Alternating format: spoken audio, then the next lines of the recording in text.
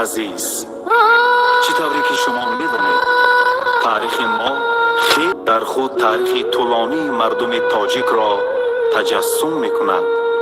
هر یک نفری تشریف آورده را با پاکدامنی و آزادی، وطن پروری و خویشتن شناسی هدایت می‌کند.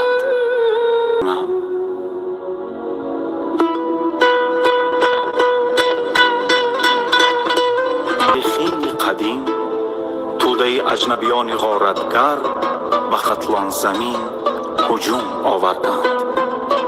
مردمی بانند و ناموس و محافظت زنان و دختران، موی سفیدان و کمپیران برجامانده برخاسته و مقابل دشمنان غارتگر دلاورانه می جنگیدند.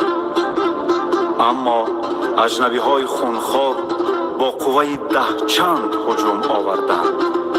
یک گروه دختران سوی کوهها پناه آورده با دعا و نیایش از درگاه خداوند التجا می کنند که آنها را به سنگ تبدیل دهد تا به دست دشمن نیفتند.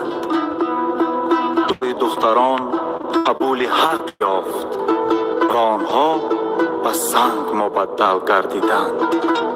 تا امروز مردم این مکان را عزیز و مقدس می دانند و به هر گل و گیاه و بوته و درخت آن با بچه های عزیز. این است روایت 40 دختران.